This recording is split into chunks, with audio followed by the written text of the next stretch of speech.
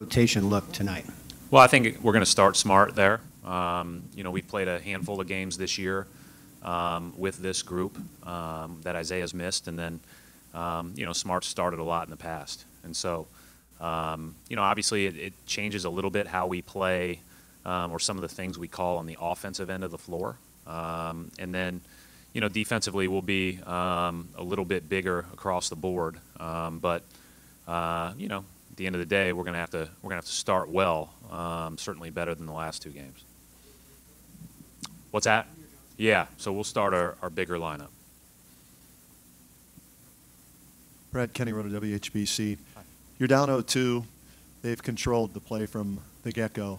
What's the message? Is it, hey, we got nothing to lose, let it all hang out, or what's your message to the team at this point?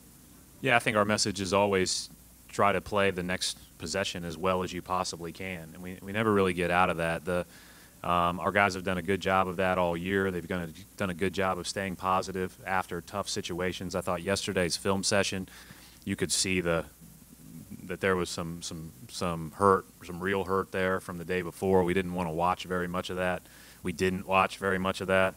But today, yeah, the typical bounce that we've had all year. And I think it's a great testament to these guys. They are extremely resilient, and they're a pleasure to coach because they never, there's never any finger pointing. There's never any of that stuff. It's just let's figure out what we need to do to be on the attack and to, try to manage our margin for error better. And so, hopefully we start better. I think that's a huge part. But at the end of the day, I love our attitude. Joe Varden, Cleveland.com. I think you said this morning at shoot-around that Game 2, the Cavs played as well as anyone had ever played against the team you coached. I wanted to clarify, does that count college as well? Yeah, I think they would have beaten all those teams, too. Yeah. No, I mean, I just thought, even so when we went back and watched, what we did watch was we watched us missing a couple of shots and that were pretty open, and then that affecting our transition defense. And then the other thing that we watched was we had some tremendous defensive possessions where they hit end of shot clock shots. KYRIE on that shake and raise in the corner, LeBron over his left shoulder in the second half, a couple plays in the first half. And, they're great players. They're going to make some of those. And you have to be able to move on to the next play a little bit quicker and realize that, even those guys aren't going to make all of those. And so, but the other night, it didn't feel like they missed very many of them.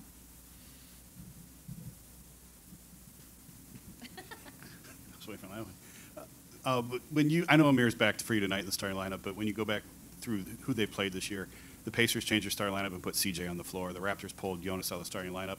You moved away from Amir and went to Gerald. It's the common theme here is get more shooting and more scoring. Is it just come down to is that just trying to outscore this team? Is that how you beat them? Is just trying to, I know it sounds silly, but just trying to score more points than them and having to outscore them? Is that why all these teams keep changing these lineups like this? Well, people are changing lineups because they're losing. Right. That's what, you're trying to find the best combination, try to give yourself your best chance. I think when you look at what you have as a team and what's your, the best things that you do is our identity's got to be on the other end of the floor with the group we've got. And certainly, with the size now, we'll do some different things. And we have to play differently offensively, a little bit less spread, pick and roll, and random drags and those type of things where, a guy like Gerald spacing the floor with Isaiah with the ball makes a lot of sense. But again, you have to play well regardless of who's out there. You're going to have to come up with stops. You're going to have to come up with scores. And we're going to have to manufacture some points in some different ways maybe than we have.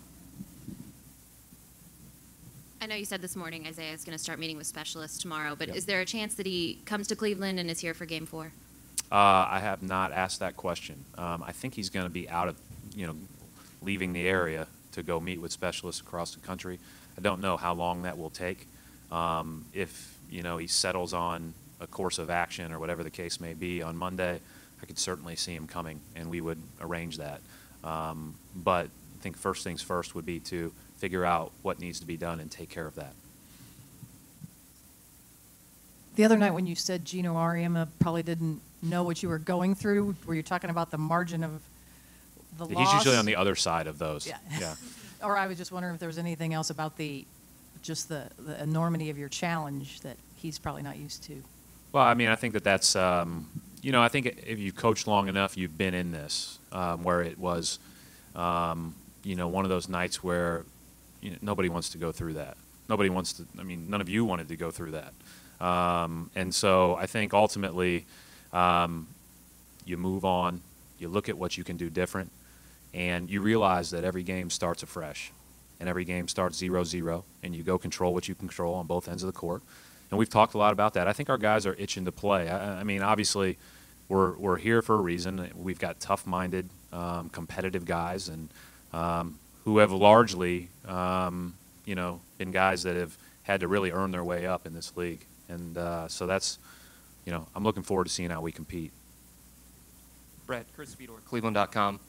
The other night, Ty Lue said that part of their strategy is going to be giving some open shots, and he has to remind his guys that they have to stick with that even when you guys are making some of those shots. So when the Cavs are making their difficult shots like they did the other night, do you have to constantly remind your team that it's still possible to have a quality defensive possession when the ball goes in the way that it did? So we don't measure our offense or defense based on whether or not the shot, based on what not to get too analytics based, but what the expected result would be based on a season full of percentages. So you might have a game where you shoot it terribly, but you got shots that your normal expectation would mean that you would make a ton of those shots. And so that's how we gauge how efficient we look on offense from an execution standpoint, and defense as well. So, I mean, there were a couple games in the playoffs thus far. We felt really good about ourselves when that thing ended, and then I get the email later on that night, and I don't feel quite as good. And I send them back and say, you're wrong, but they're really not. But I think the biggest thing is that you guard as well as you can, and you try to make them as tough as possible. Coach Mark D'Amico, Celtics.com. Terry seems to be the guy who's really in line to see his role significantly increase. What specific conversations have you had with him in particular over the last 24 hours?